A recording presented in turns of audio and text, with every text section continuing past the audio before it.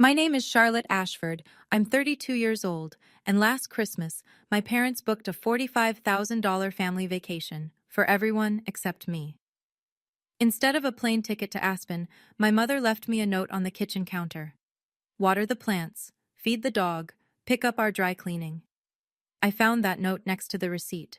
4 ski passes, a 5-star suite, spa treatments, private lessons for my brother, $45,000 for a trip I wasn't invited to. That was the moment I stopped being their unpaid servant. I stopped watering, I stopped cleaning, and I started planning. 3 weeks later, at their New Year's brunch, 40 guests, champagne flowing, I handed them a document that made my mother collapse into her chair. Before I continue, please like and subscribe, but only if this story resonates with you. Tell me in the comments, where are you watching from right now? Now let me take you back to December 15th, the day I found that receipt. I was sitting at the kitchen table, laptop open, spreadsheets glowing on the screen, working from home, or rather, working from my parents' home, the house I'd lived in my entire life. The basement, specifically. But we'll get to that. Mom walked in without knocking. She never knocked. She placed a piece of paper next to my laptop and tapped it twice with her manicured nail. We're leaving for Aspen tomorrow. Here's what needs to be done while we're gone. I looked at the list. Water the orchids, feed Molly, pick up dry cleaning, shovel snow if there's a storm, accept any packages. What time should I be ready tomorrow? I asked. She looked at me like I'd spoken another language. Ready, Charlotte? Someone needs to stay and watch the house. She smoothed her blouse. You know Tyler can't miss this. He's bringing Emma to meet the family. Tyler, my 28-year-old brother, the one who got his college tuition paid in full, $180,000, the one who got a BMW for his 21st birthday, the one whose Manhattan apartment rent, $3,200 a month, showed up on our parents' credit card statement every single month. I didn't go to college. Mom said it wasn't practical for girls, said I should learn something useful at home instead. So I learned to cook, to clean, to keep my mouth shut. Okay, I said, just like I always said. Mom nodded, already walking away. Oh, and the orchids need distilled water. Don't kill them like last time. She disappeared upstairs, and I sat there staring at that list. Something was different this time. I just didn't know what yet. That night, I sat on my bed in the basement. No windows. Just concrete walls painted a cheerful yellow that fooled no one. Molly lay beside me, her golden fur warm against my leg. She was 12 now, gray around her muzzle, slower on the stairs. She'd been my birthday present. The one good thing I got when I turned 20. I still had the registration papers somewhere, my name on the line, Charlotte Ashford, owner. Molly whined softly and pressed her head against my hand. I know, girl, I whispered. I know. My laptop pinged, an email notification. I almost ignored it, but something made me click. It was a forwarded message. Mom had sent it to Dad and accidentally CC'd me. The subject line read, FWD, booking confirmation, Aspen Mountain Resort. I opened it. 4 guests. December 18th through the 28th. And attached the receipt. $45,000, ski passes, the presidential suite, spa packages, private ski lessons for Tyler. I read the number 3 times, then I looked around my basement room. The secondhand mattress. The desk I'd found on the curb 6 years ago. The single lamp that flickered when the heat kicked on. I thought about Grandma. About the 5 years I spent taking care of her, feeding her, bathing her, sitting with her through the long nights when she couldn't sleep. All the way until the end. Mom had said, family doesn't pay family. But Tyler got $500 a week to help Dad with the yard work last summer. Molly nudged my hand again. I opened a new browser tab and typed 4 words, how to check credit report. Something had shifted inside me, and there was no going back. The free credit report took 3 minutes to generate. It took me 20 minutes to stop shaking. 3 credit cards, all in my name, all opened without my knowledge. The first one appeared when I was 19 years old, the exact year Mom convinced me to stay home instead of applying to college. Total balance across all 3 cards, $67,000. I scrolled through the charges. Furniture from Pottery Barn, First-class flights to Miami, shopping sprees at Nordstrom and Neiman Marcus. The billing address for all 3 cards? My parents' house. This house. But I'd never seen a single statement. My hands trembled as I kept scrolling. I thought about every job application that had been rejected, every apartment I'd tried to rent, the confused looks from landlords, the apologetic emails. Unfortunately, your credit score doesn't meet our requirements. I thought I was unlucky. I thought something was wrong with me. But it wasn't me at all. They'd taken my name, my social security number, my future, and they'd used it to furnish their living room and take tropical vacations. Molly pressed closer, sensing my distress. I buried my fingers in her fur and focused on breathing. In, out, in, out.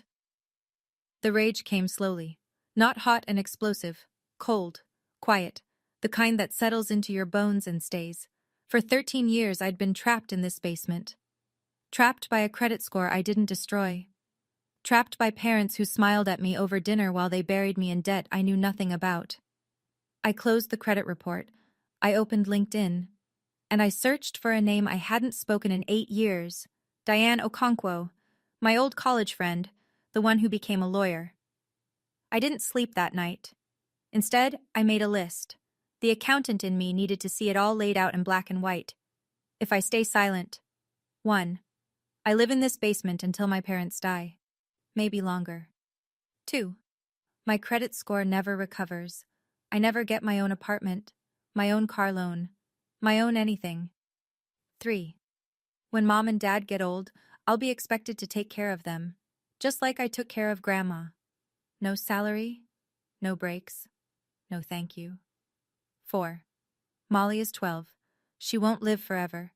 And when she's gone, I'll have nothing left that's truly mine. I stared at that list until my eyes burned. Then I looked at my phone. At the LinkedIn connection request I'd sent to Diane at 2 a.m, the green dot next to her name appeared. Online. 3 dots. She was typing. My heart pounded. Her message appeared. Charlotte? Oh my God, it's been forever. I was just thinking about you last month. How are you? I typed back. I need legal advice. It's about my parents. Can we meet? The 3 dots again. A pause. Then. Tomorrow. Coffee. 10 a.m. I'll send you the address. And Charlotte, whatever it is, we'll figure it out. Molly lifted her head and looked at me. Her tail wagged once, twice, like she knew. 2 more weeks, girl, I whispered. That's how long they'll be gone. 2 weeks to figure out what comes next. She put her head back down on my lap. Outside my tiny basement window well, the first snowflakes of December began to fall. I didn't know what I was going to do yet, but I knew I was done being invisible. The next morning was chaos. I stood at the bottom of the stairs and watched the performance. Designer luggage in the foyer, garment bags, ski equipment that cost more than I made in 3 months. Tyler bounced down the stairs, phone in hand. Aspen, baby! He was filming himself, didn't even look at me. His girlfriend Emma followed. She was new, 3 months, maybe 4. Pretty, quiet. She caught my eye and hesitated. Are you sure you can't come? Before I could answer, Mom swept between us. Charlotte loves staying home. Her voice was bright, cheerful, the voice she used for company. She's not really a ski person anyway. I've never been skiing, I said. Exactly. Mom adjusted her cashmere scarf. You wouldn't enjoy it. Dad appeared from his study. The car's here, let's go. No one hugged me goodbye. No one said they'd miss me. Mom just pointed at the counter where the list sat. Don't forget the dry cleaning, and shovel if it snows. The Hendersons judge. The door opened. Cold air rushed in. They filed out one by one. Tyler still filming, Emma glancing back with something like guilt, Dad checking his watch. Mom paused at the threshold. Oh, and water the orchids twice. They're expensive. Then she was gone. The door clicked shut. The house fell silent. Just me and Molly. I stood there for a full minute, staring at the closed door. The orchids sat on this windowsill, delicate and demanding, waiting for water I wasn't going to give them. My phone buzzed. Diane. See you at 10, the coffee shop on Main Street. I looked into what you mentioned. Charlotte, we really need to talk. I grabbed my coat and my car keys. The orchids could wait. Forever, if necessary. Diane hadn't changed much. Same warm smile, same sharp eyes that missed nothing. She was already at a corner table when I arrived, 2 coffees waiting. She stood and hugged me tight. 8 years, she said. 8 years and you look exactly the same. We sat. She slid my coffee toward me and then pulled out a folder. I ran a preliminary check after your message. Her voice dropped.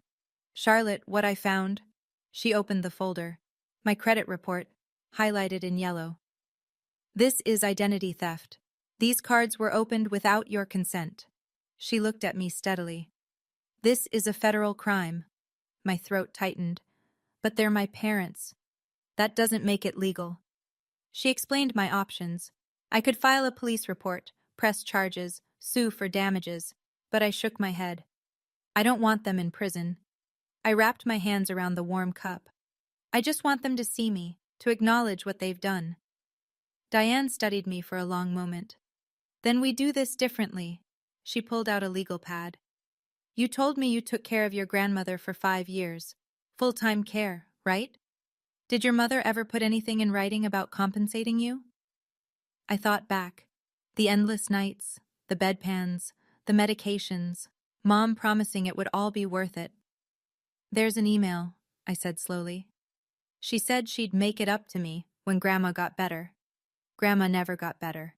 No, she didn't. Diane nodded, writing quickly. That email could be considered a verbal contract in writing, and Charlotte, she looked up. Have you ever heard of a mechanic's lien? I shook my head.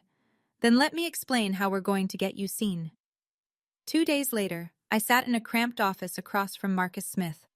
He was a CPA who specialized in family financial disputes. Diane's referral, gray-haired, glasses, the kind of man who'd seen everything and judged nothing. A stack of papers sat between us. Let's calculate what you're owed, he said, pen ready. We started with the housework. 20 years of cooking, cleaning, laundry, 15 hours a week, 52 weeks a year, at $18 an hour, the average housekeeper rate. He wrote the number, $280,800. Then Grandma, 5 years of full-time caregiving, 40 hours a week minimum, $20 an hour. Another number, $208,000. Now we subtract fair market value for room and board, he said, even in a basement. He calculated, wrote a final figure. We deduct approximately $102,000. He circled the bottom line. Your total? $386,800. I stared at the number. That can't be right. It's actually conservative. He adjusted his glasses. I didn't include overtime, holiday work, or the emotional labor of end-of-life care. Diane leaned forward. And that's before the $67,000 in credit card debt. Marcus flipped to another page. Speaking of which, I found something else. One of those cards is still active. What? Someone made a purchase 3 weeks ago, a spa treatment in Miami. I felt the floor tilt. They're still using it? Still using you. Marcus closed the folder. Charlotte, your parents didn't just exploit your past. They're exploiting your present. Diane touched my arm. We can stop this. We can make them see, but only if you're ready. I thought about the orchids dying on the windowsill. I thought about Molly, waiting for me at home. I'm ready. That night I went hunting. Not for evidence, for proof. I pulled out the cardboard box I kept under my bed, the one labeled Charlotte's stuff in faded marker. Everything I owned that mattered fit inside it. First I found Molly's papers, the registration certificate from the county, her name, my name, our address. Owner, Charlotte Ashford. I photographed it, saved it to the cloud, emailed a copy to Diane. Then I kept digging. Beneath old birthday cards and a dried corsage from prom, I found it. A printed email from 2019, the year Grandma's health took its final turn. Mom's words stared back at me. I know this is a lot to ask, but family takes care of family.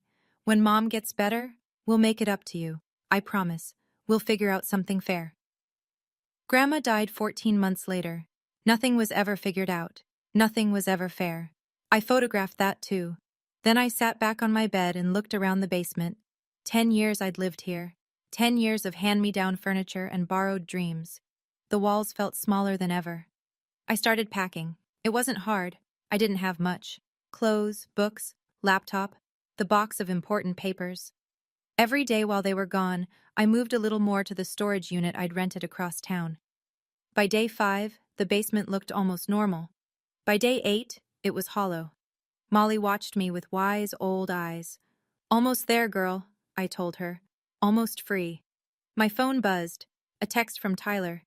"This place is insane. You'd hate it anyway. Too cold. LOL. He included a photo. The 4 of them on a ski lift, mountains behind them, matching white jackets. I didn't reply. Some messages don't deserve answers. Diane knew someone. Her college roommate had a rental property, a studio apartment above a bookstore downtown. Small, but clean, bright. "She won't run a credit check," Diane said. "I vouched for you." I signed the lease on December 22nd, paid first and last month's rent from my savings, the small account I'd managed to build from my remote accounting work. The studio had 1 room, a tiny kitchen, and a bathroom the size of a closet. It also had 3 windows. Actual windows, with actual sunlight. I stood in the middle of my new empty apartment and cried. For the next 6 days, I lived 2 lives. At my parents' house, I kept up appearances, let the mail pile up, ignored the orchids. But I did not neglect Molly. Every morning she ate, every evening she walked. She was mine. She'd always been mine. The dry cleaning stayed at the cleaners. The snow piled up unshoveled on the front walk. Let the Hendersons judge. On December 27th, Mom called from Aspen. "Charlotte, Mrs. Henderson said she hasn't seen you outside in days. Is everything okay?" "Everything's fine, Mom." I kept my voice neutral. "Just been busy with work." "Well, make sure you clear the driveway before we get back. Your father hates when—" "Got it. Enjoy the rest of your trip." I hung up before she could say more. That night, I moved the last of my things. Just my toiletries, my pillow, and Molly's favorite blanket. I stood in the empty basement one final time. The yellow walls, the water stain on the ceiling, the room where I'd spent a decade waiting to be seen. "Goodbye," I whispered to no one. Then my phone buzzed. "Tyler, Mom's planning a New Year's brunch. 40 guests. She needs you to cater. You in?" I smiled. "I'll be there." "Okay, I need to pause here for a moment. If you've ever been the responsible one in your family, the one who always shows up, always helps, always sacrifices, and you've felt invisible doing it, I see you. Quick question. What would you do if you discovered your parents had been using your identity for over a decade? Drop your answer in the comments. I read every single one. And if you want to see how this plays out at that New Year's brunch, keep watching. December 28th, 3 o'clock in the afternoon. I watched from across the street as the black SUV pulled into the driveway. The doors opened. Tan faces, tired smiles, expensive ski gear. They were home. I walked up the front path, timing my arrival perfectly. Casual, coincidental. Like I'd just stepped out for air. Mom spotted me first. "Charlotte, why are you standing outside? It's freezing." "Just getting some fresh air." Tyler pushed past without a word, dragging his luggage upstairs. Dad nodded once and disappeared into his study. Same as always, same as ever. Mom walked inside and stopped. She stared at the orchids on the windowsill. Brown, wilted, definitely dead. "Charlotte," her voice sharpened. "What happened to my orchids?" "I didn't water them." "You—" She turned to face me. "And the dry cleaning? Please tell me you picked it up." "I didn't." The silence stretched between us like a wire about to snap. "I asked you to do 3 things. 3 simple things." "I was busy." Her mouth opened, closed, opened again. Before she could unleash whatever was building behind her eyes, Dad's voice echoed from the study. "Linda, where's the Amex statement? I need to check something." She shot me a look that promised this wasn't over. "We'll talk about this later." She swept past me toward the study. I exhaled. Then I walked downstairs to the basement, just to see, empty, clean, no trace of me except the yellow walls and the faint smell of cleaning solution. Mom hadn't noticed. She hadn't even looked. Upstairs, Molly's nails clicked on the hardwood floor. She found me at the basement door and pressed her head against my leg. 2 days, I thought. 2 more days until the brunch. Then they would finally see. December 30th. Mom called me into the living room like a general summoning a soldier. She held a clipboard. 2 pages. Her handwriting in perfect cursive. New Year's brunch. 40 guests. Here's the menu. I took the pages. Eggs Benedict. Smoked salmon on brioche. 3 types of quiche. Fresh fruit displays. Mimosa bar. Homemade pastries. You want me to cater for 40 people? I kept my voice even. By myself? What else do you have to do? She didn't even look up. You work from home. From the study, Dad's voice carried. Your mother and I are hosting important people. Colleagues. The Hendersons. The Morgans. This needs to be perfect, Charlotte. I thought this was a family brunch. Mom smiled, the patient smile she used when explaining something obvious to a child. It is family. And your family. Family helps. Footsteps on the stairs. Tyler appeared, phone in hand. Hey, Mom, can Charlotte make those little quiche things? Emma loves those. Mom brightened. Of course, sweetie. She turned to me. Add mini quiches to the list. The spinach ones. And maybe those bacon-wrapped dates? Tyler was already walking away. Those were good last time. Charlotte, write that down. I stood there holding the clipboard.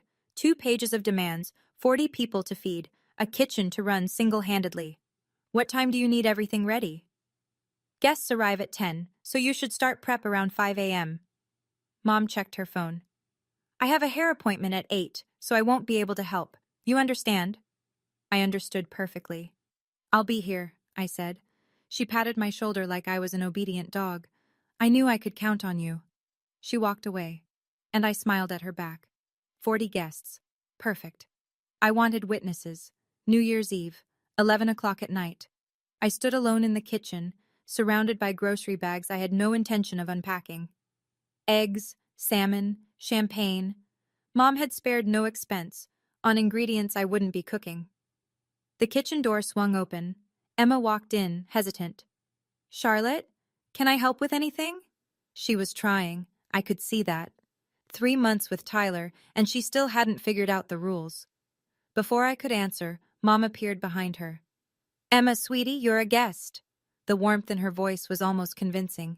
Don't worry about the kitchen. Charlotte has it all under control. She put her arm around Emma's shoulders and guided her away, but not before turning to look at me. Oh, and Charlotte, wear something appropriate tomorrow. Her eyes swept over my sweater. That's fine for down here, but we have company coming. Dad passed through, heading for the liquor cabinet. Food ready by 10. The Hendersons are always punctual. Will Aunt Patricia be there? I asked. Mom's expression flickered. Just for a moment. Yes, unfortunately. She examined a champagne bottle.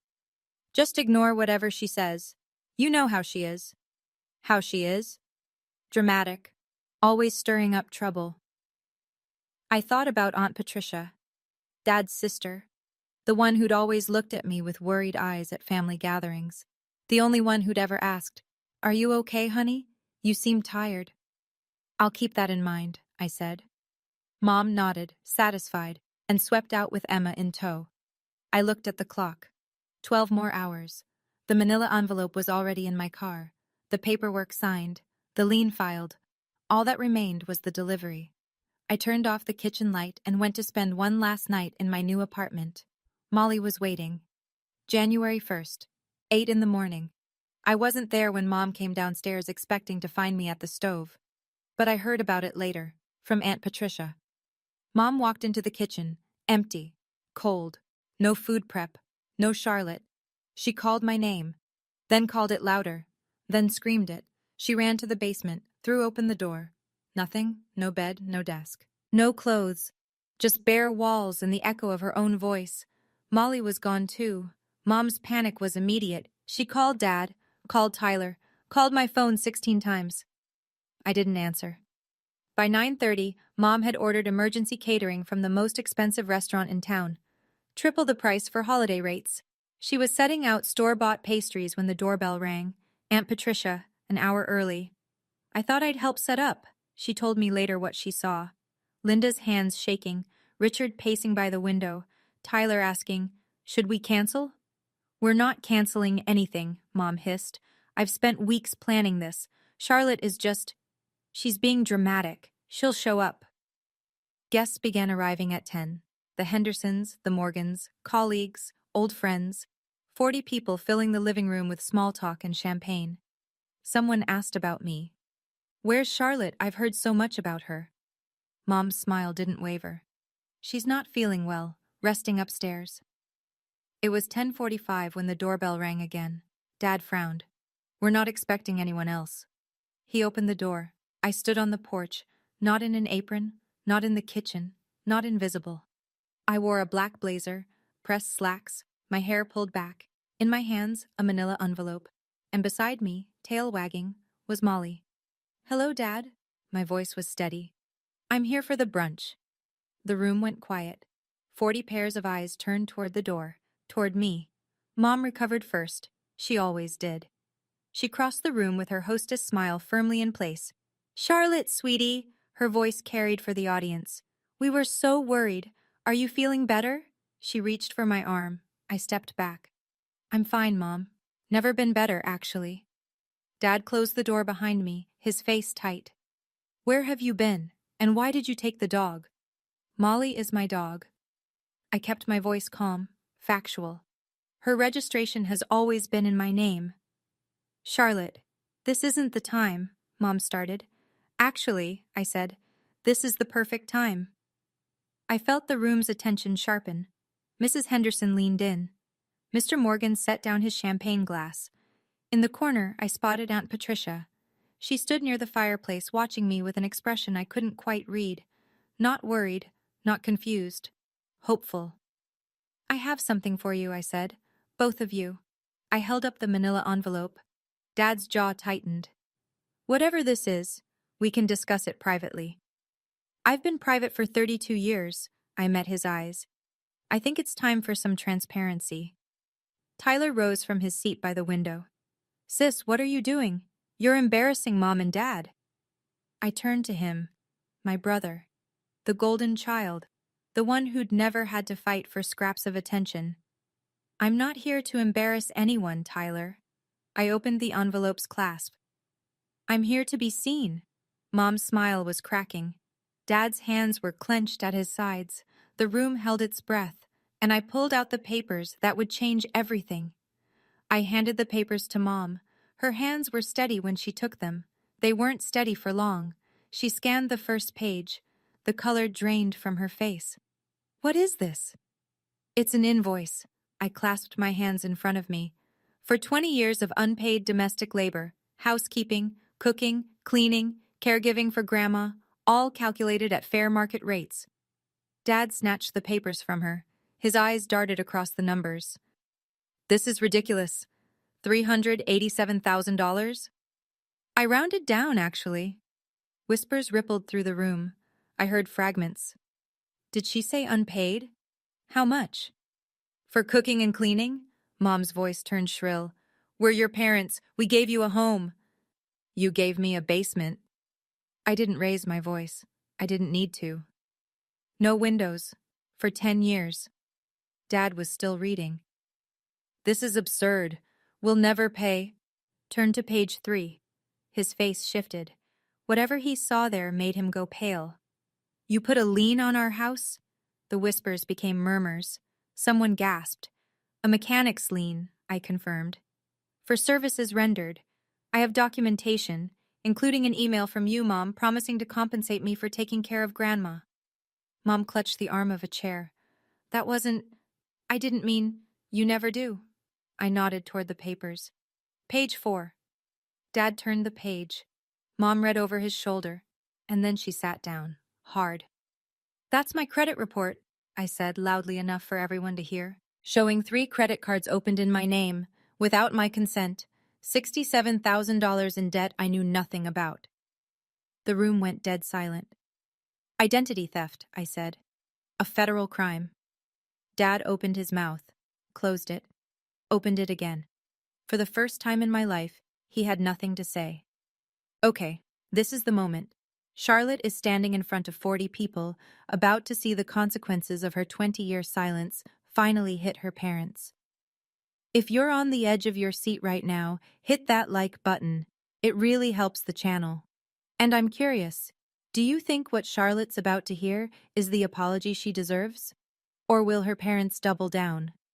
Let me know in the comments. Now, back to the brunch. The silence broke when Aunt Patricia stepped forward. Her heels clicked against the hardwood floor. Every head turned to follow her. Charlotte is telling the truth. Mom's head snapped up. Patricia, stay out of this. I've stayed out of it for 20 years. Patricia's voice didn't waver. I watched you treat this girl like a servant, Linda. I watched you fund Tyler's entire life, while Charlotte couldn't even go to community college. Dad stepped toward his sister. This is not your concern. It is my concern. Patricia crossed her arms. Because I'm the one who paid for Charlotte's accounting certification 3 years ago, behind your backs. I stared at her. You never told me. I wanted to.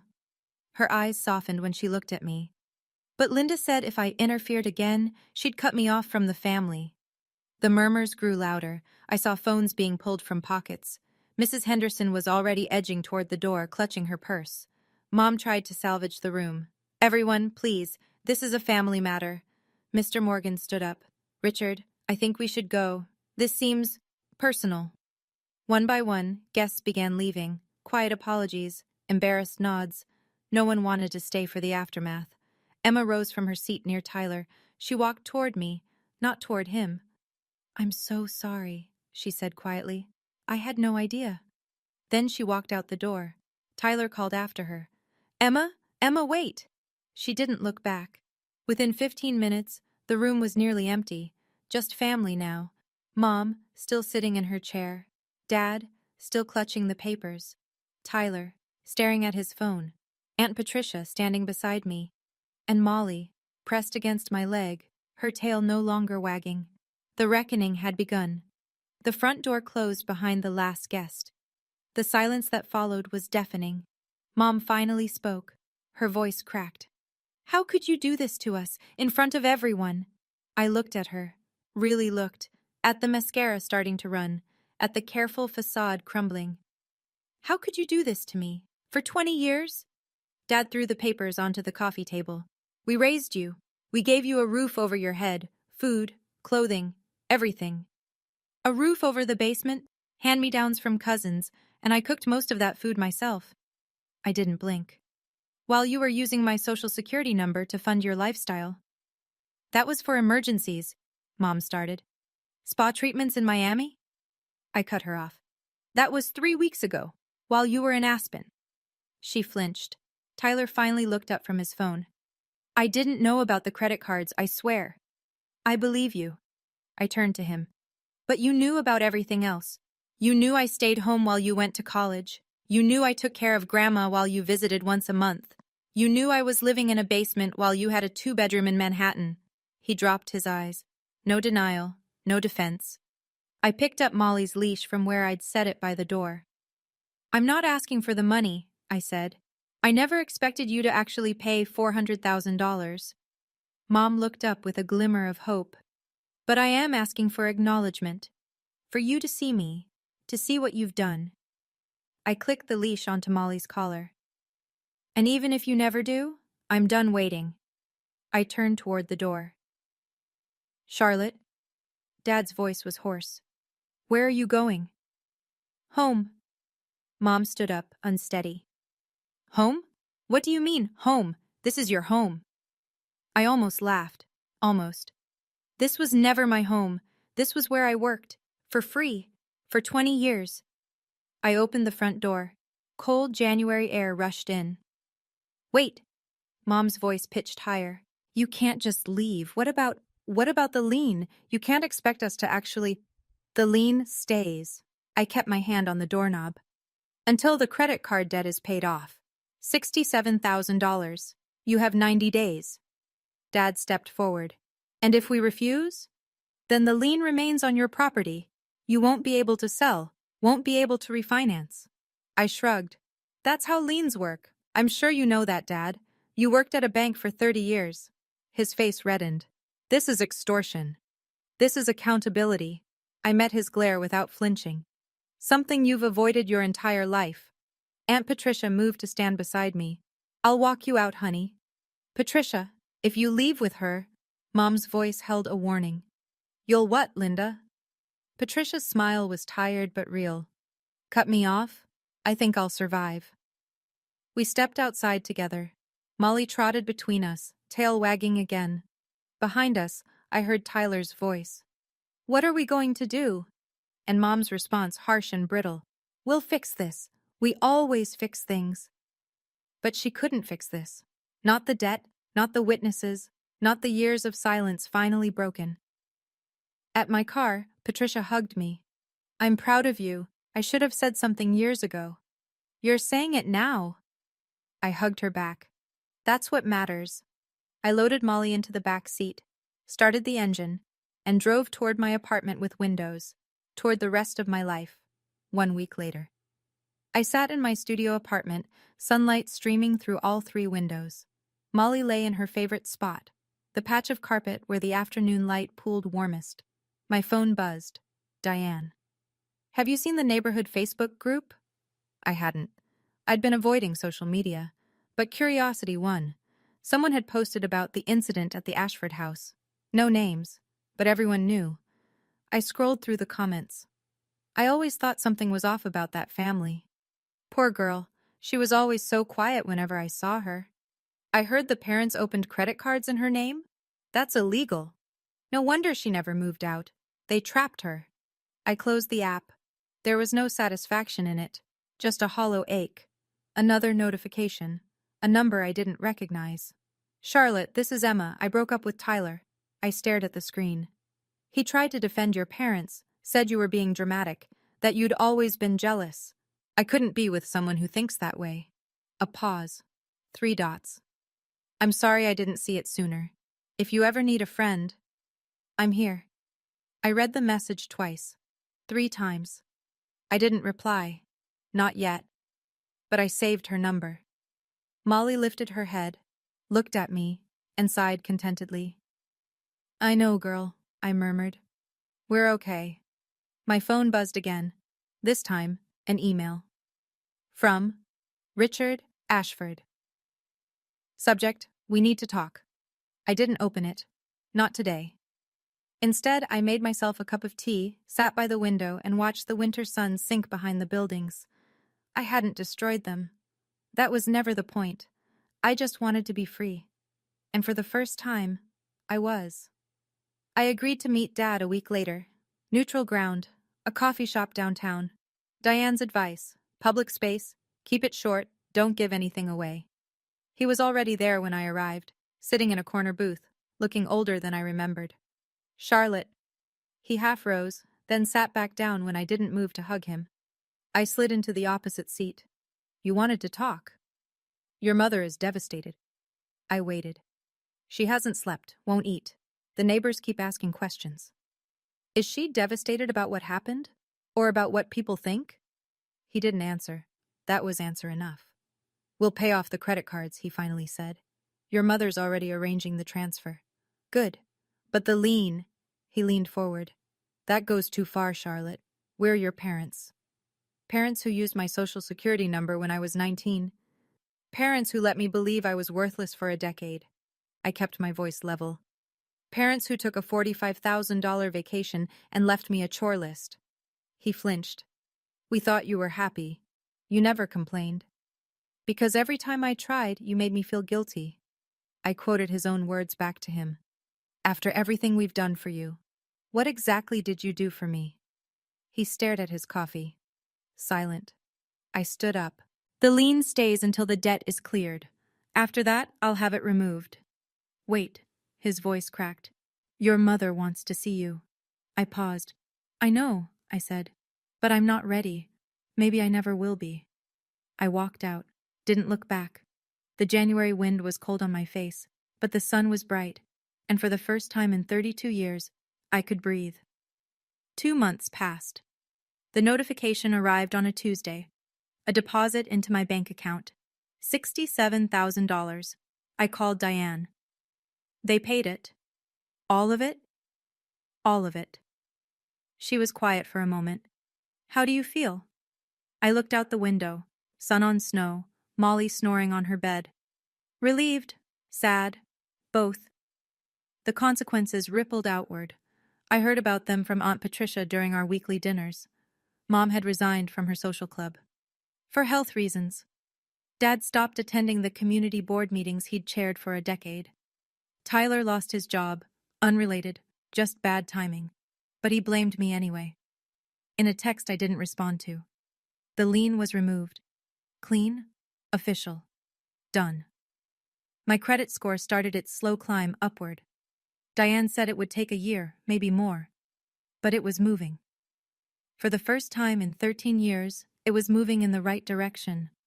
I got a raise at work, a small one, but it felt like a vindication. Aunt Patricia brought me a plant for my windowsill, a jade succulent. These are impossible to kill, she said, even for people with black thumbs. We laughed. It felt good to laugh.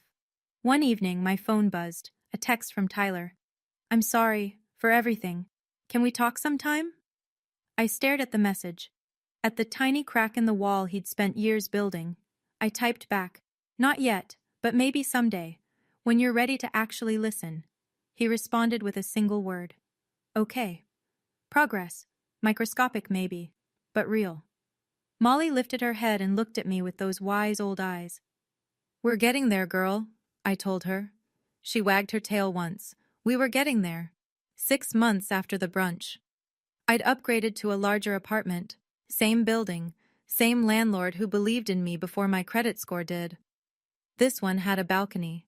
Molly and I sat there on summer evenings, watching the sun set behind the city skyline. She was slower now, more gray around her muzzle, but content. The letters from Mom kept coming. 1 a week, sometimes 2. I read them all. I don't understand why you're doing this. We miss you so much. When are you coming home? Why won't you answer us? Not once, not in 6 months of letters, not a single, I'm sorry, not a single acknowledgement that she'd done anything wrong. I folded each letter carefully, stored them in a box I kept in my closet. Evidence, maybe, or just proof that I wasn't imagining things. Aunt Patricia visited every weekend. We cooked dinner together. She told me stories about my mother as a young woman, before the bitterness set in. Your grandmother compared us constantly, Patricia told me once. Linda was never thin enough, never smart enough, never good enough. That doesn't excuse what she did. No. Patricia's eyes were sad. It doesn't, but it explains it. I thought about that a lot. About how hurt people, about how my mother's wounds became my wounds. I understood now, but understanding isn't forgiveness, and forgiveness isn't a requirement for healing. Molly pressed her head against my knee. I know, girl. I scratched behind her ears. I know. Some nights, I still dreamed about the basement. The yellow walls, the water stain on the ceiling, the feeling of being trapped. Then I woke up, to sunlight, to windows, to a life that was finally, fully mine. The knock came on a Sunday afternoon. I opened the door expecting a package. Instead, I found Tyler. He looked different, thinner, tired, a beard he hadn't had 6 months ago. I didn't know where you lived, he said. Patricia gave me the address. I hope that's okay. I stepped aside. Come in. He walked past me, taking in the apartment, the sunlight, the plants on the windowsill. Molly lifted her head, tail wagging, and he crouched to pet her.